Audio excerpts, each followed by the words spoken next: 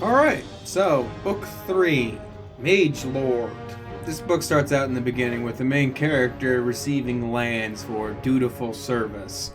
And because this is a feudal society, he's taken up residence in what amounts to kind of a crap hole, as more of a challenge to see if he can get things right. This whole book is basically an entire, for lack of a better term, world building thing. Like, literally world building. Like, he's literally building, you're literally building most of this this series. And it's about and I'm not talking about just physically building places, it's about building institutions as well.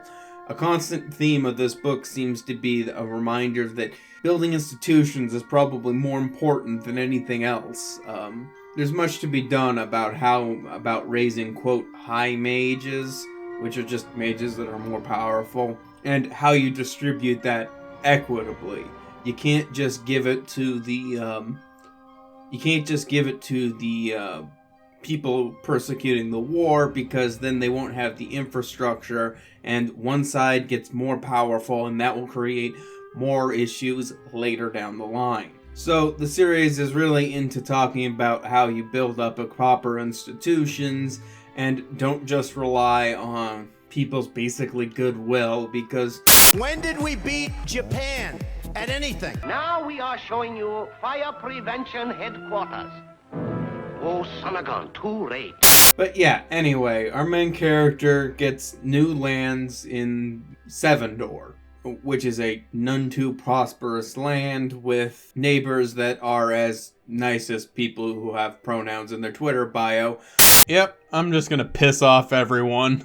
But the overarching physical changes in this book are really just about turning this land into a prosperous land, and broadly speaking, in the series, it's about what magic can do, but really it's more about what you can do if you if you get experts in a field and allow them to work for you, and the ability of free peoples, basically.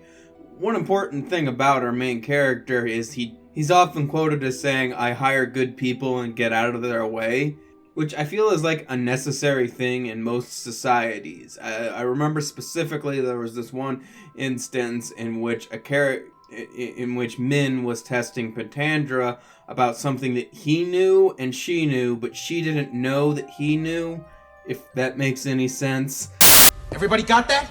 And she continues to, quote, lie to him, and he's just like, well, I'm disappointed by that, but I still trust her judgment, even if I disagree with it in this case. It's like, yeah, that's an important thing for a leader to be able to do, to trust people's judgment, even if, in this particular instance, they don't believe them.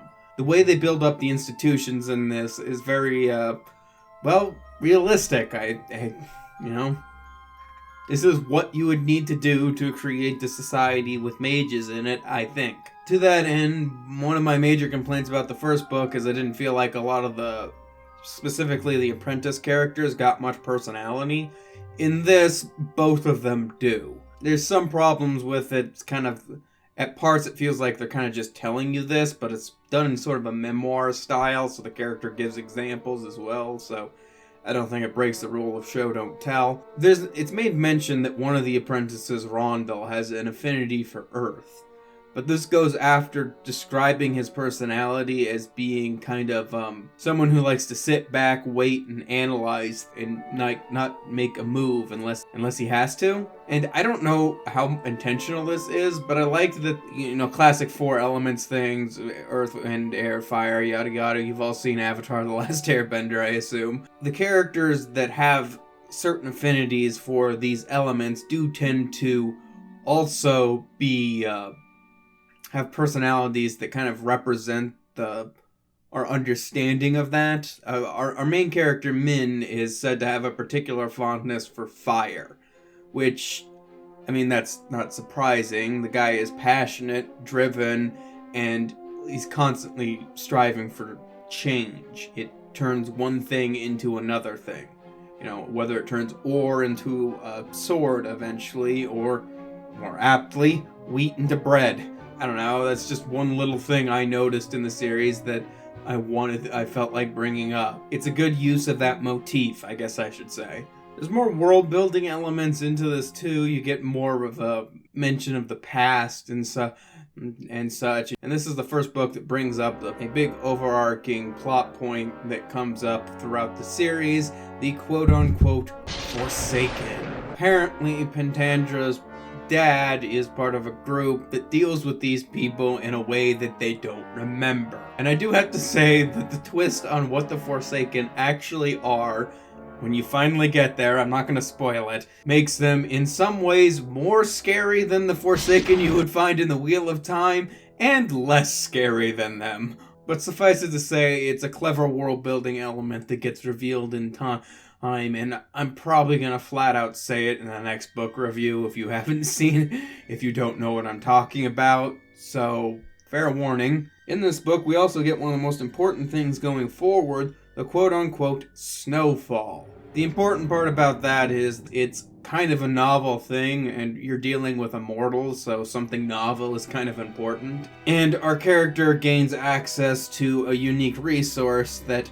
no one and has a complete monopoly over it. So this is more of a I'm making mention of this, so when I talk about it in the future, you know what I'm talking about. But that does mean that this mention is basically just set up for later. Kind of like the plot point. Though, while this is all going on, you gotta remember that there's still a war going on. So, there are occasional, I don't want to say cutbacks to it, but one of the things I think a lot of writers can hit the problem of is that they make they make one or two characters kind of like the focal point of the world, and so everything in that world kind of feels like it has to revolve around them. Robert Jordan made this canon, but a lot of stories, this just sort of comes up. You'll get the fact that the main character or someone around him always names everything, or, you know, they're always there at this most crucial moment. But the thing I like about this series is that, oh yeah, that happened. Oh, we're calling this that, and we're calling this name now. And the main character is just like, oh, okay, great.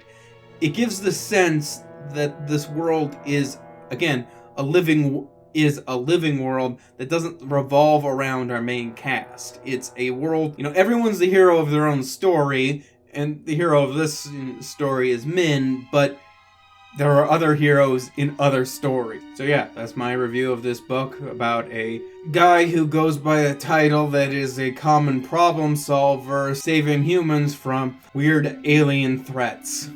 I mean, obviously I recommend the book, but there are 3 books in at this point. Either you know if you want to continue reading it, or you don't.